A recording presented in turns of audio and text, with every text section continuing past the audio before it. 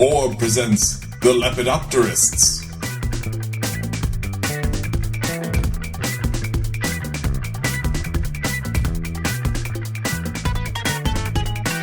This is Gary Butterfield. This is Cole Ross. And this is Gary Cardholder. And I am Coldo. Coldo. I'm Coldo, the weirdest character in Soul Calibur. Cole Calibur.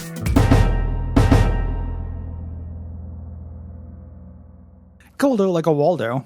It's if you have the skin of a coal separating two rooms, and you just need to handle some nuclear material by taking Cole's entire body and inflating it like one of those wacky dancing inflatable man.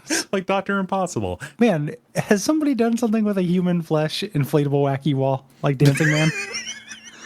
Like as kind of like a dark reimagining, imagine like, we don't need no education. As it dances around with human flesh. There's a sale on Nissans. Oh my God, is that Kayla? And then just, That's just the sound that it makes. We don't need no thought control.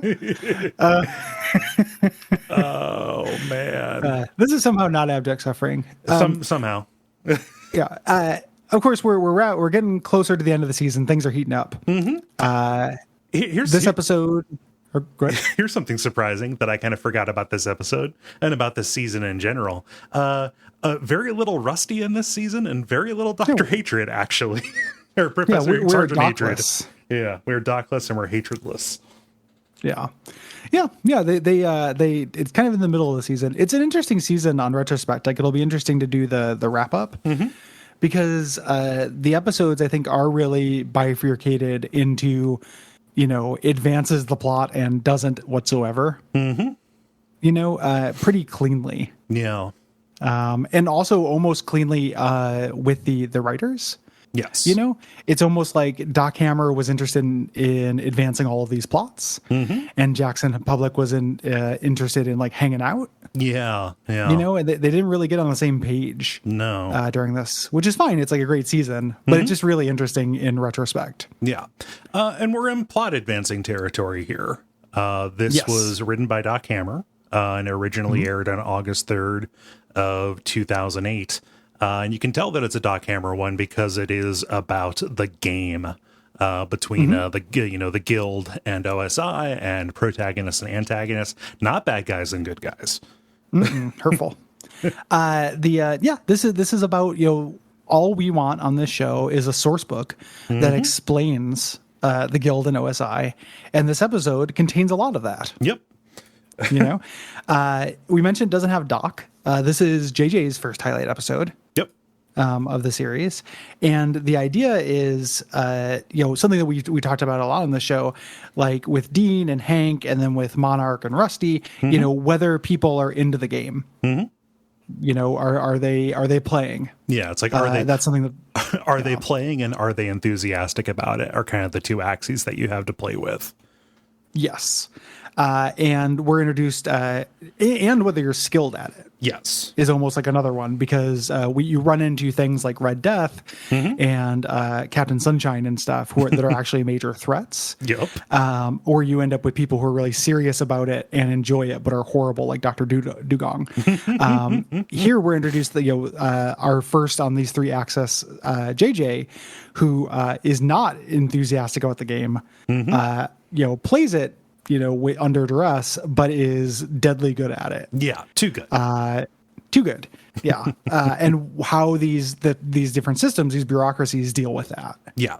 And for that, this has tons of, this has a special place in my heart. I like this episode quite a bit. Yeah. We'll talk about some fumbles, but yeah, this is also the first episode where they like lay a lot of track, like explaining like why this structure is in place, like actually justifying it. Because otherwise, kind of before this, it was just kind of all like basically pro wrestling, Mm-hmm. It kind of still is. Like, there are parts of it that are, they'll elaborate on this later about how, like, if we don't keep these idiots with death rays busy, they'll actually do some horrible stuff. Yeah. Here, like character, like Dr. Girlfriend at one point is just like, they don't like that. You play, you got to give. Like it basically, it just says that if you don't do this, it's a threat, more than anything. Yeah. Yeah. So it feels to me, this still felt a little bit arbitrary. Like we know the consequences, but not the good this is serving yet. Right. Other than that, some dudes think it's real fun, which is a good enough reason for government work. 100%. Yeah. It's showing the consequences, but it's not actually saying why this is a good use of resources. Yeah. Yes.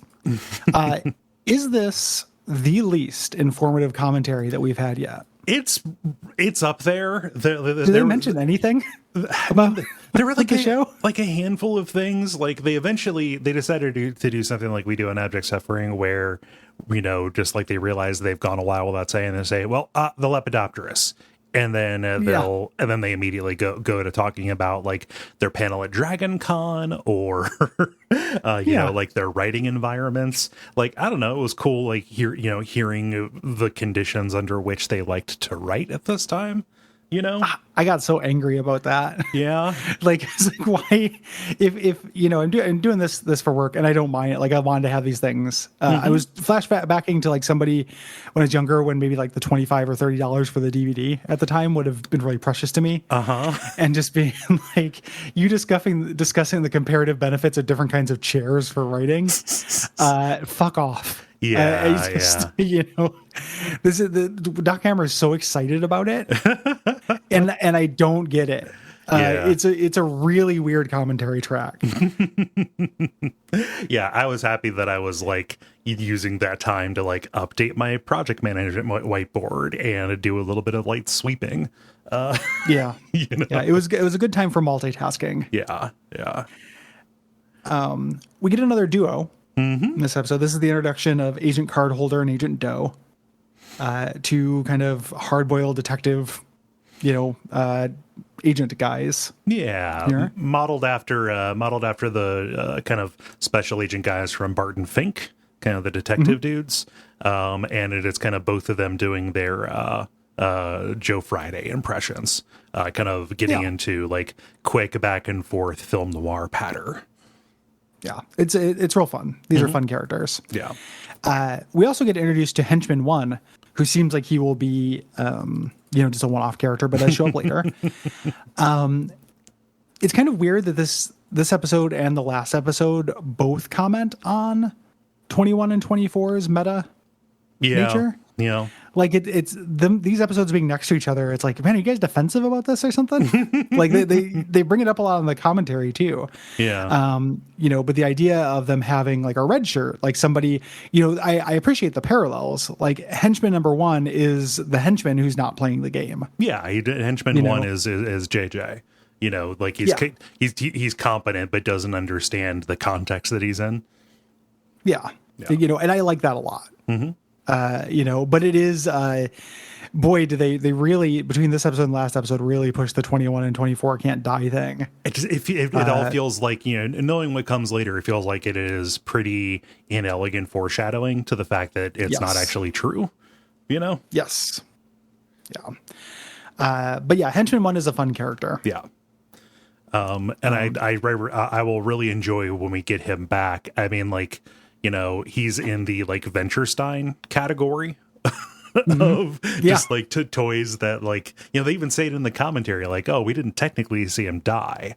So, we may bring him back, so, I was real happy even the first time that I went through that. I was like, oh shit, that guy, Scott. Yeah. Scott Hall. You can pay those. You can't say your name, dude.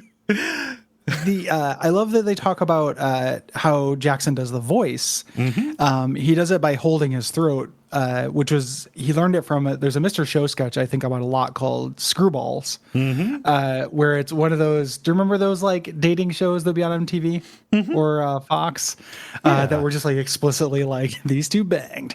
It was that, but it was very explicit, where his like, you guys had sex, we want to hear about it. And it's David Cross being a character who's holding his throat, so he talks like this, but he just holds his throat the whole time, just when he's talking. looking. Like Yeah. he's dressed up like a smooth dude.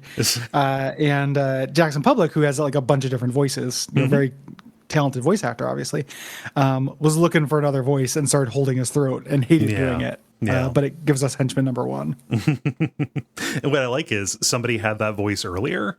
In the commentary, they do talk about like, oh, he used that voice for just a random henchman in an earlier episode. And then Doc, when he was writing this as henchman 1, is like, oh, it's that guy. Use that voice, which was basically just him consigning his friend to torture himself in a voice booth. Choking himself out. Yeah. You know, just squeezing your larynx, something that ought not be squeezed.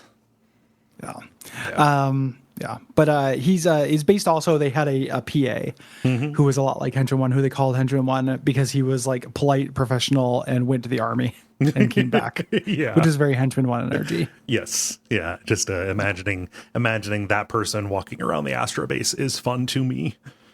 Yeah. Let's talk about the elephant in the room with the ableism in this episode. Yeah, let's do it. Creators' contents on it. We don't want to dance around that shit on the show. That's not something we do. Nope. Even though we love the show and we, forgive it, but it's not like we don't want to mention it. Yeah, to talk about it. So several times we've had characters drop the R word. We've had it, a lot from the Monarch, a few times from Rusty. I think even sometimes from the boys. Yeah. Oh, the boys say it. Yeah. Yeah. With frequency. And that sucks. And like that is kind of addressed here in a way that feels halfway like their heart's in the right place, and also like halfway it feels grudgingly a little bit. It's the tone when they talk about it is very defensive. Yes. When it's actually in the episode for 2008, I kind of like this as a thing. Like we've already made this character. We've already made Ned. Yes. Ned is disabled is differently abled in his brain. That happened. We're in that reality. It'd be weird for them just to be like, oh, like it was just the cosmic radiation that did it. We fixed him or anything like that. Like they have the character. They didn't want to retire the character. Right. Fine. The way that they deal with it is by having the good guy characters in the show treat that character with dignity, and the bad guy characters in the show not do it. Yes. And this is specifically like Doc Hammer's mom works with special needs kids, and whenever he would use the R slur, his mom would yell at him. So they put that in this episode. For all the love that I have for these two creators, boy, does he sound annoyed by that. Yep. In the commentary, like he thinks that she's an idiot. Yeah. The book, which was written later, is a little bit kinder about it.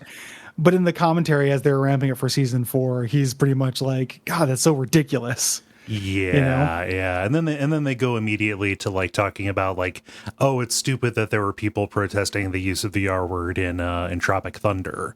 Like, oh, people, sensitive, and that's it's not a good money look. don't spend. Yeah. Yeah. People are being too sensitive is generally like a big, bright orange, dark orange flag. Yeah. Sometimes that is true, but usually you're on the pathway towards shit town. Yeah. And it's one of those things you want to be sure that you have the shot before you shoot it if you're trying to decide how somebody should feel about something. Yes. And you also shouldn't decide how other people should feel about stuff. Yeah. Again, I will forgive the show, and I will, full disclosure, we talk about how the way that they're setting up the thing is that the good people on the show, so like JJ, everyone treats Ned, and gives him, dignity, like gives him what he wants in this, and the bad characters don't. The third character in all that is the audience, who is 100% supposed to laugh at Ned that there's a Voltron with an ice cream cone for an arm. Yes. And I'm that audience. Like, I thought that was incredible when I first saw this. Like, this was a highlight episode I showed to people. I thought that was very, very funny. Yep. It's not because I had any hatred in my heart for Ned. I just think it's real fun that, like, hey, buddy, you want to make an ice cream? Like, what do you want for your arm? Ice cream cone? Yeah. One of those clown ice cream cones? And it reminded me of the clown ice cream cone. From Friendly? Which is just a weird thing in general, just thinking about that guy. Love that. Yeah, love that little guy. He's second to Fudgy the Whale. He hunts Fudgy the Whale. They made a book about it. It's called Moby Pussy. It's about the ice cream clown hunting Fudgy the whale. So I don't know. So it's one of those things. Like, those are two ideas. Several things that I understand. Like, when they say, "All right, we're not saying the Monarch is a role model with this. He's saying that because he's a bad guy." Well, you have good guys saying it too. Yeah. And also there are lots of ways to show that he's a bad guy without leaning into it. Yes. Portraying JJ as somebody who, doesn't get in Ned's way and lets him, do what he wants and be happy, to kind of takes a loose and encouraging kind of tack toward it. Great. Cool. You're still showing Ned basically as like a child in a monster's body. Well, that's the thing, is like they can't, at some point you're a certain amount down the road. Yes. And I was trying to think, like, what would be the way to not just have Ned be that? And it would all sound really contrived to me, and not for like social justice reasons or anything. Like, we fixed him. We did a flower for Ned. Right. And it's like, well, that also is kind of shitty. Yeah. And I just can't see that matching the tone of the show. Like, we talked about in Ned's first appearance, like in the first season, like I am pretty much at peace with the idea of the Thing being like a big dumb monster as a parody. I don't think that they should have coded him, specifically as mentally disabled, but just make it like, I think you could have done it without doing all of the tropes. Yeah. And just made him like an idiot, like the Hulk. The Hulk's an idiot, but nobody's ever like giving him a clown ice cream cone. Yeah. The guy's a fucking moron. The Hulk's a dumbass. Yeah. Yeah. Yeah. All of this said, they do feather the throttle on this, and eventually it does, they stop featuring Ned as much, and they, stop dropping those words, just kind of as they update with the times. And I think probably, dive and listen to those commentaries, probably start taking a little bit of the feedback to heart. Yeah. This is on a trajectory of being better. Weirdly enough, as much as it uses the slur a lot and you laugh at Ned a lot during this episode, it is, one of the early steps of them getting a little bit better about this. Yeah. So we start off in this episode, the cold open, with the cocoon speeding over the ocean. As in last episode, this is continuity. Last episode, Dr. Girlfriend set it up so the Monarch could arch JJ. Yes. So this is their first attempt. And they're picking it up, and Monarch's into it. He's cackling orders, saying, "We're going to get Dr. Venture." Oh, I love saying that. This Dr. Venture. And JJ's watching on his screen in puzzlement. He has no idea what's happening. Why is this maniac talking to me? Why is there a flying pine cone coming at me? Mistaking the cocoon for a pine cone, calling the Monarch Mr. Evergreen. Yeah, I like Mr. Evergreen. And then out of nowhere, he's like, "Assemble Ventronic." And I love Ventronic. So Ventronic is Voltron, where they all put on Voltron helmets and go into their different body parts. Here, which it's him, Sally, Ned, and the pirate captain. And I love the pirate captain. Again, good continuity, because he's going to be unsatisfied with his work in this episode as well. Of course. But just really out of his depth in this whole thing. Yep. When they swing the blade and he's being subjected to all the G-forces. Yeah, he's... possibly the best version of that joke outside of the Perry Bible Fellowship, where the blue guy's the bullet that they fire. Yeah. Goodbye.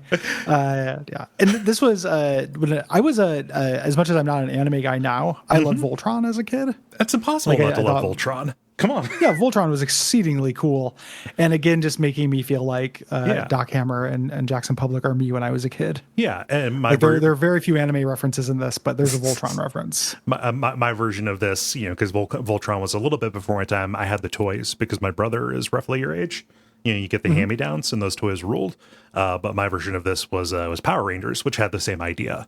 They each of the individual robots formed the Megazord. Yes. Yeah. The joke here, of course, is that Ned is one of the arms is the ice cream clown head, and it forms kind of a drill. Here. The music here really slaps as well. One of the trivia bits that they talk about how this is the music they use when they introduce themselves at Dragon Con. And this music is incredible. Yeah. Thorwald's I love genius. this. Yeah, it's super good. The Monarch doesn't know what's happening here, so he fires the lightning cannon. I love that the lightning cannon doesn't do anything. And just like, the lightning cannon sucks. It's really good. Yep. And instead, we cut after the energy sword swings. The cocoon's in complete ruins. It's on fire. None of the controls work. And I love the Monarch's gambit. There's just a real chutzpah to this, which is okay. Nothing behind me is on fire, so let's raise comms again, and I'll issue an ultimatum of surrender, even though he has nothing to back it up. It's also really good. Like, there's really good JJ badass content in this. Like, where he's just like, how about I give you an ultimatum? You have 5 seconds to kiss your wife goodbye before I, just really incredible Heisenberg energy. Resident Evil 8 Heisenberg. So he's not going to go along with this. And the Monarch doesn't kind of short circuits at this point. He's like, this isn't how this works. Yeah. You don't just kill me with a gigantic robot sword, which is hilarious because the Monarch has killed his last 5 arches. Yes, yeah, he's a hypocrite, of course. Yeah, here. Here's where we get him, Monarch using the R slur, Ned popping in saying that's a no word, and the Monarch saying he need to grow thicker skin, which goes, Ned's thin skin is already 5 inches thick. He's in constant pain. There's like, how do you think that makes him feel? Itchy? Yeah, it's so sad. Yeah. Oh, poor guy. Yeah. But ultimately, all of this comes down to JJ just not understanding this game, right? Just he sees this problem. He sees somebody threatening him and his family, and reasonably, okay, well, let's just deal with the threat. Let's get this. And the Monarch's like, no, it's not about that. This is about the art of the fight. It's fencing. We're sharpening our claws on each other, which is like cat and also cat. and I love the philosophical difference between the Monarch and Dr. Mrs. Monarch here. Because he's all about the passion and about the emotional reason for it. And Dr. Mrs. the Monarch steps in with the practical reason, saying okay, so the reason that you can't do this is because if you kill me, the guild will up their game. You stab us, we'll come back with a gun. You shoot us, we'll come back with an army. Like that kind of thing. Kill your family. Yes. In the night, essentially, again, not really justifying the whys, but justifying the whats. This is what will happen. Yeah. So they end the call at this point. To kind of truce for not truce, but just so Monarch can figure out something to threaten JJ with. Here, they call in. He has his idea. He calls in henchmen 21 and 24 along with henchman 1 to perform the Dark S7 maneuver. Which would be, again, I like this organization level, for the Monarch. They walk away. And that's gonna, sir, yes, sir. Yeah, just the they know just to say yes. Yes. And as this is happening, also JJ is going back, and I love the where he's like, just because somebody has a horrible past doesn't mean they're beyond saving. And the pirate's like, God, give me a break. We're never going to get through our differences if you don't forget that I'm a pirate. Yeah. Or if you won't forgive me for being a pirate. Yeah. Yes, I was a pirate. You can't keep bringing it up. You can't keep score, dude. What a dick. We can't work with each other if you're going to do that. Poor pirate captain. It's patronizing. Come on. Yeah, extremely patronizing. And Dr. Mrs. the Monarch says hey, why do you always use those dumbasses? And there's a show reason that they talk about in the art book, we use them because they're funny and they're our main characters. The Monarch leans on the fourth wall saying, I know it sounds crazy, but they both have that rare blend of expendable and invulnerable that makes for perfect henchmen. So that's why we send these incompetent boobs to do everything, because they always come back. Yeah. And they're going to double down on that joke a little bit too much. Yeah. 21 and 24 walk off. trying to figure out what a dark S7 maneuver. Henchman 1 tries to explain it, like, the dark prefix means this is a stealth maneuver. And the 21 is just like, who are you? Like, which is what I'm wondering too. Yeah. What are you doing here? Why do you have a voice? Come on. Yeah. Like and that's going to be kind of their subplot. Yeah. Throughout the episode. JJ calls the guild. He's going to get the rule book. That's what Dr. Mrs. the Monarch told him to get. And he gets Watchman Ward, and they can't help him. They're antagonist relation only. He's like, oh, so who's the good guys? He's like, whoa. The less hurtful term is protagonist. OSI handles protagonist. Yes. Yeah. And he has to be patched through, and they're like, oh, just they're just clowning on him for saying something that naive. Of course, we don't have that direct line to the OSI. So the Monarch orders the Cocoon to follow Ventronic as it's kind of going back to the base. But Dr. Mrs. the Monarch is like, hey, no, belay that. I love this interaction. Monarch's like, hey, do you trust me? And she goes, kinda. Yeah. Like, and it's going to come up again, too, where she's like, I'm trying. Yeah. And it's actually a really good plan. Like, this is one of the Monarch's, like, all-time, most effective little plans. Yeah. As opposed to, like, the Death's Head panoply, which, like, doesn't do jack shit. Yeah, I mean, it does shit, but it's not good. So everyone's going back to their home base at this point. The Monarch says they're going to make some modifications to the Cocoon, and we're going to find out why. And JJ has gone back to call OSI. Yeah. When he gets a hold of them, it's OSI dry cleaning. And this is obviously like an old spy trope. Yeah. Just calling is what did it. I need a part for a 73 Hoover super vac. Yeah. Oh, let me connect you with the supplier. Good morning, Agent Johnson. Yeah. Yes. Yeah. Yeah. So JJ gets a knock at his front door, which he accurately says, how does that happen on a secluded island? And also, I didn't know he had a front door.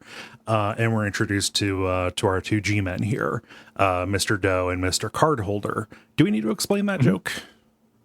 These are the names that you get. Yeah, we do. There are lots of people who don't get credit cards. These are the John Doe is the fake name that people give. When you don't know someone's name, you call them a John Doe. Yeah. And then Cardholder is sometimes the last name that you'll get if you're getting like a credit card. Yeah. Like a junk mail, you get like resident or occupant or cardholder. They're just trying to send stuff to you.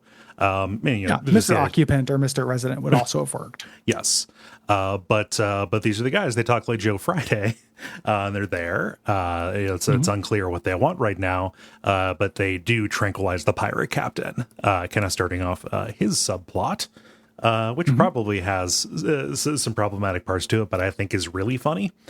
Yeah, I love the pirate captain getting addicted to tranquilizer darts. I think it's very fun.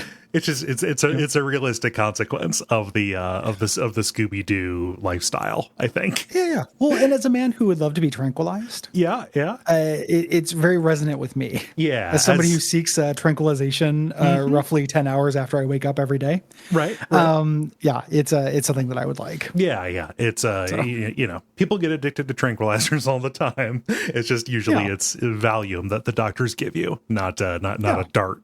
That goes in, but of course the dart is what he is exposed to. But these guys, Doe and Cardholder, they deny being part of the OSI when JJ asked them who they are. But really, them denying that they're part of the OSI is just a function of them being here to talk about the guild, because the OSI does not officially recognize the guild. They are. JJ says, I didn't bring up the guild. He goes, but I did. Yeah. But they are putatively with the OSI. There's going to be complications. Of course, there's going to be double crosses and stuff like that later on. Yes. Yeah. They say, we stopped by because you have a butterfly problem and we're amateur lepidopterists, thus the title of the episode. And JJ understandably says, did you want to see my stamp collection? Because only if we're philatelist, which we're not, which is the word for stamp collectors. Those are big words that people use to seem smart. Yes, they do. Both of those things. Those are fake words. Philatelist and stamp collector. Not appreciably different to say in terms of difficulty. It's just a way to get people to say, wait, what was that word? You seem, whoa, hold up. Wait a minute. What an iconoclast. Wait a minute. I didn't realize you were was that word you you were used? so interesting. Hey, come back here. What'd you say? Yeah, come back here. Hey, I'm having a party. Do you want to come? I mean, I just think it'd be cool if you stood in the middle of the room and said words that everybody didn't know. Yeah. Would that be cool? I'm a big fan of numismatics. Oh, you mean coin collecting? Dick. Yeah. So like, I've got to admit, I do like knowing these things, just like I like knowing like the old names for like the difference between a milliner and a haberdasher, right? Like Sure. that is interesting to me, or collective nouns. You don't say them though. Right. You just know them secretly. It's a private. Yeah. hobby. It's just like, oh, like that's interesting. That's a Wikipedia page that I will browse sometimes at night. Yeah. It's one of those things where the goal in saying the word, like to me, I feel like the goal in saying a word when you're talking to another person is for them to understand you. I mean, it should be. Yeah. Yeah. Like I love language. I love words. I think it's fun to use specific words when a general word would suffice. I think you can get a lot of humor out of that. Yep. At the same time, though, specifically throwing around philatelist, or philatelist, you know that people aren't going to know what it is. You're not doing that to communicate, right? So your motivations are extremely sus when people do that kind of thing. Yeah. So we're not criticizing Doe and Cardholder for doing it. It's just, I think we're making up a guy and being mad at him, I guess. I'm not making up shit. Like I've met so many of this dude. I suppose. Like this is like, I had 3 of these guys in my creative writing classes and geez, college, yeah. like multiple Does and Cardholders. Yeah. It's a bad type of guy. Yeah. Who is extant. So the 21, 24, and 1 arrive at the Ventronic hangar. 21, 24, and 1 is my favorite Chicago song. 21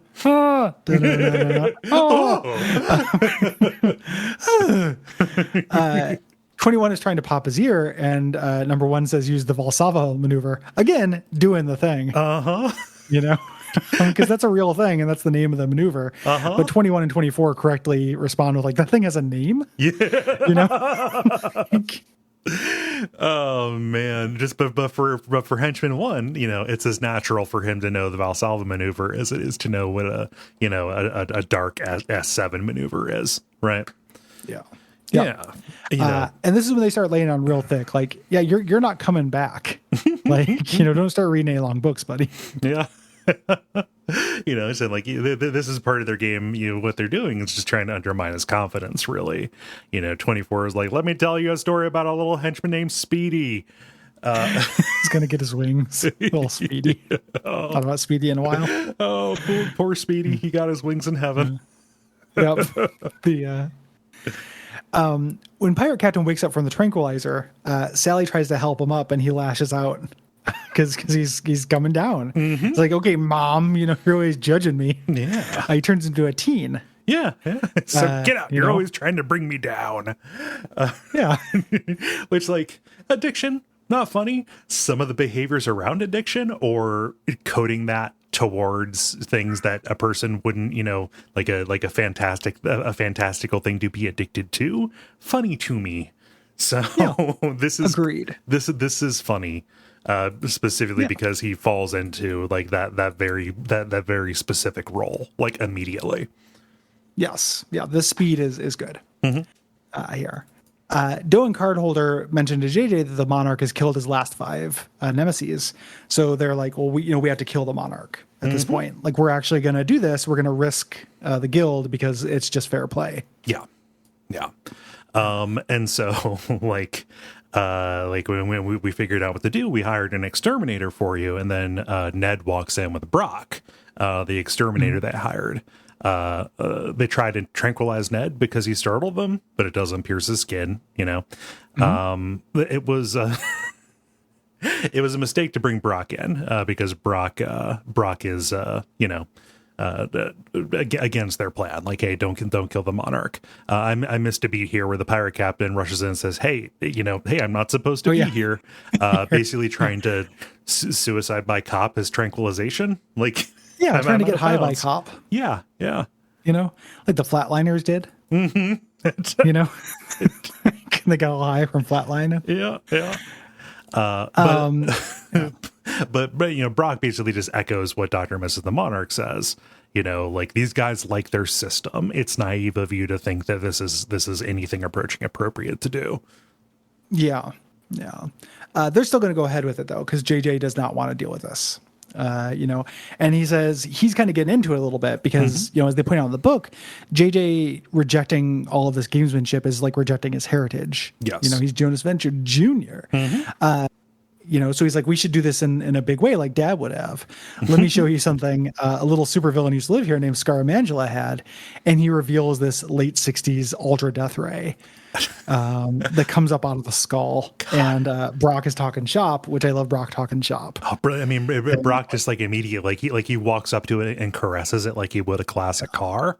Like, exactly, oh, like a man, car. A 67 right. vet. Oh yeah. Are you fucking kidding me? A Death Ray. Oh yeah. Just so Brock's enthusiasm, just like just immediately like, oh, I gotta get behind the wheel of that bad boy. I love enthusiastic Brock. Yeah. So back at the cocoon, Dr. and Mrs. the Monarch is reading the guild bylaws and learning, this little loophole that is part of the plan. If a protagonist uses excessive force, which is over level 8 aggression, then the antagonist survives. The antagonist is entitled to what's known as extended vengeance, which can include family members. Thus, Dr. Venture. Yeah. So they have this loophole that lets them actually attack the person that the Monarch wants to attack. This seems like it's tabled because it kind of looks like they're going to make it look like they're doing a direct attack back on JJ, but that is a big deception that they're running. Yes, that isn't revealed. That I think very unwisely isn't revealed until after the credits. Yeah, this episode, the Venture Brothers, let's just end it thing. Like, it happens like in the middle of an action shot in this one. Like the credits literally pop up as something, like right when they're in the middle of the plot. Yeah. It's really bizarre. So yeah, it is important information that should not have been post credits by any means. So we cut to the henchmen. They're doing a Metal Gear Solid entrance. They're swimming through some water tunnels beneath the island, and they surface for breath in the wrong place. Henchman 1's like, "Hey, you guys, don't come up here. There's a tunnel underwater that will lead right to the main room." And I love the reason why 21 and 24 don't do it. Well, they're like, hold your breath. We don't know how long the tunnel is, which is horrible. Like even for their reasons aside, like, yeah, fuck off. But 24 is like, no way. I got creeped out when I did that in Tomb Raider. And it is creepy to do in Tomb Raider. It's creepy to do in Mario 64. It's creepy all the time. Sonic. Yeah. Video game characters drowning. Is that a Twitter account yet? I've seen memes about it, but I haven't seen a dedicated gimmick Twitter account about it. See, it's a good idea. Somebody out there listening. Yeah. And we know, I love the enrichment of having done the book and the commentaries where we know that Doc and Jackson love Tomb Raider. Like, and 21 even says like, oh, and that super spooky animation she did, just like writhing around, like, and like, no way, fuck that. Yeah. The underwater parts of Tomb Raider are like some of the scariest shit in the PS1 generation. Incredibly scary. When henchman number 1 goes, well, I guess I'll go alone. And they're like, oh, good idea. This is why you new guys always die. You don't know that you're in a genre. You can't see a cliche coming. Cliches. Yeah. You are way too into this. I love how they get out of it where he's going to go back in the water, the way they stop and it's like, who peed in the pool or who peed in the water, and they both raise their hands. Which, like, if you're in that kind of water, you have to imagine there's lots of pee in there anyway. Yeah. But just looking eye to eye with the person who just peed in it would stop me from getting into a body of water, no matter how big it was. Yeah. I wouldn't step into the ocean if you were just like, I just peed in that, and then pointed to the entire Pacific Ocean. I wouldn't get in any part of the Pacific Ocean. Yeah. Like, even a mile down shore. The anonymity versus the propriety, let's say, is that is a powerful fiction that we create. if I'm gonna swim and pee, I don't want to know the provenance Yep. Yeah. of the pee. Like, it can't be somebody I know. Right. Right. Even though, as somebody who's been in pools, I've 100% swam through pee of people I've known. Yeah. There's literally no way. Mm-hmm. Like, you and I have swum through so much urine. Oh, 100%. No, I like water parks, dude. Yeah, and that's just everybody plays this Club Cranium. Like, just like, that's all kinds of pee. Yeah. Kid pee. Big pee, little pee. I'm pulling this joke from Bob's Burgers, but it's like, hey, that wave pool, that's wavy gravy, baby. Like, it's 80% diarrhea, dude. It's no good, man. Yeah. But I really relate to henchman number one being like, I'm not getting back in there now.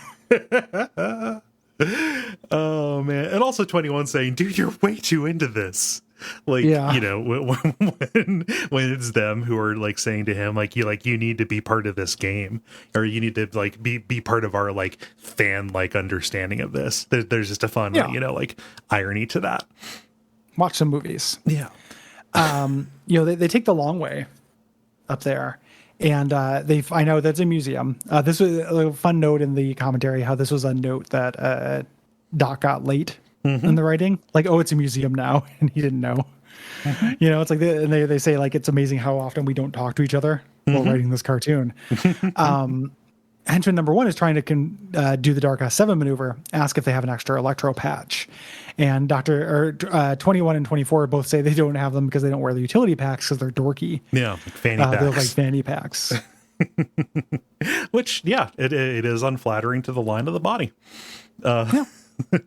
But regardless, Henchman 1 finishes messing with the electrical panel as 21 and 24 are just trying to psych him out, talking about the ways that he's going to die, and like, oh, and now you're electrocuted. Now a snake comes out and bites you in the eye.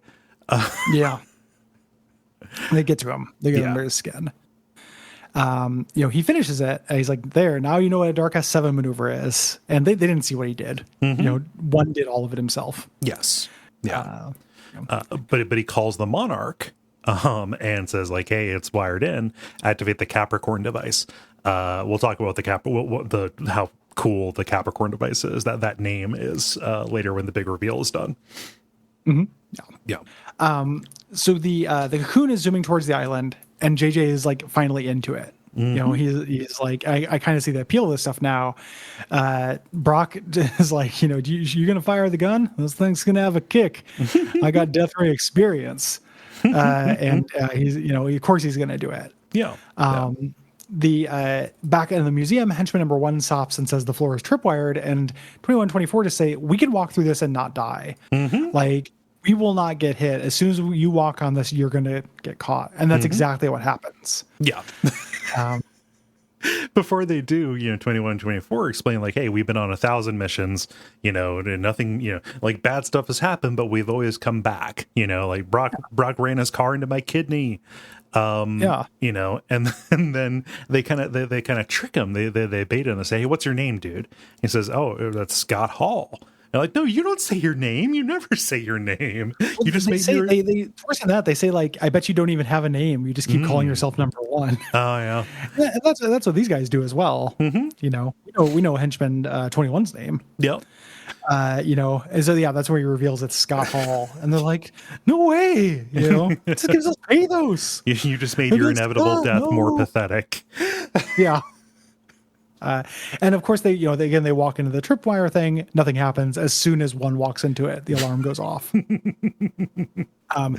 and Cardholder raise the alert. I love this little bit too, where Brock is like, JJ, there's an intruder in the museum. And at first he goes, the Zapruder films in the museum? He goes, no, there's a museum intruder in the museum. And he says, that's impossible. We're closed on weekends. I think that's really cute. Yeah. Which is like, again, secluded island. How can you be closed on weekends? Yeah. Who's going to be walking up without looking at the website, dude? Who knows any of this? henchman number one, Brock's going to run down and take care of it. Henchman number one uses a grappling hook to get to this upper walkway, and 21 and 24 are hiding behind a Kato and on Auto Aquarius model, like they're standing like they are dummies. Yeah. Just absolutely, and they love it. They're just like, man, I've always wanted to do that. I can't believe one missed out on that. Yeah. And it's like, it's a shame, because they see Brock going after one. Like, well, getting killed by Brock is a glorious way to go. Yeah. And all of the henchmen deaths that there could be, you want to be taken out by the best, right? You want a good death. Yeah.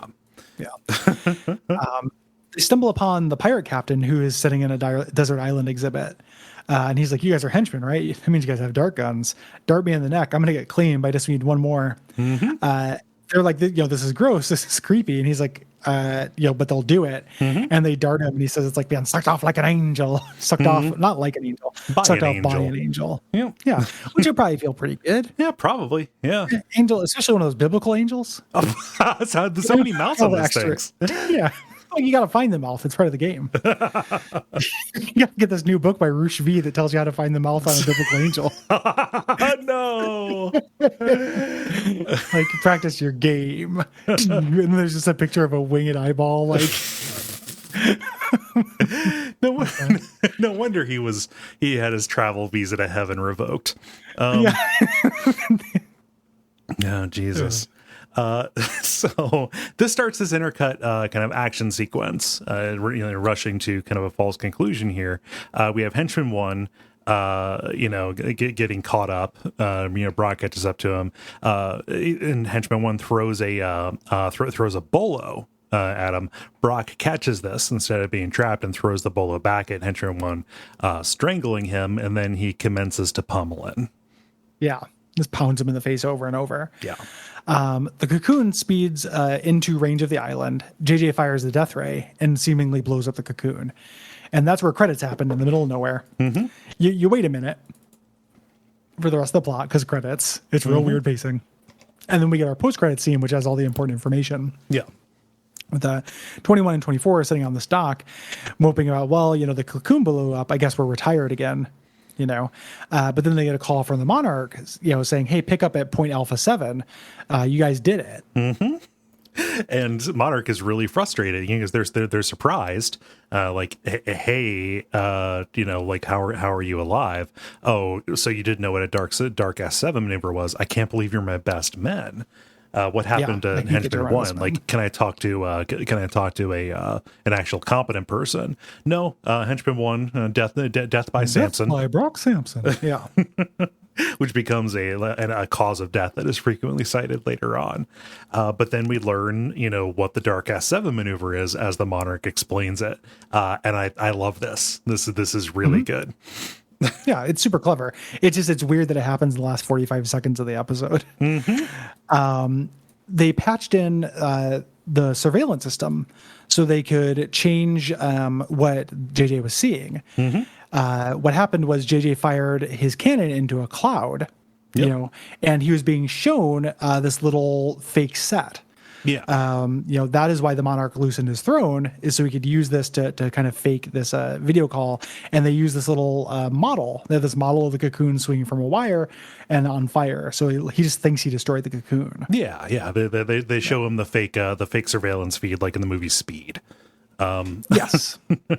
And what the henchman wired in is called the Capricorn device. I didn't know this until I read about it, but that is a reference to the film Capricorn 1, which is from the 70s, and it's about the government faking a Mars landing, in order for space race reasons. So yeah, Capricorn, like they did with the moon landing. Yeah, of course, indisputably.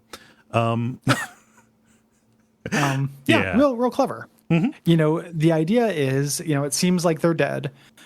So now the Monarch can raid the Venture compound at dawn.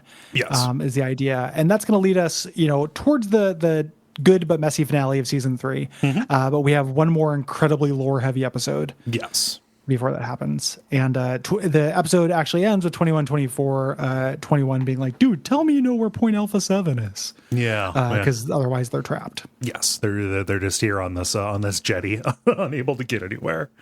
Yeah. I like this episode a lot, Gary. It's good. It's really good. It's the good mix of plot advancement and funny.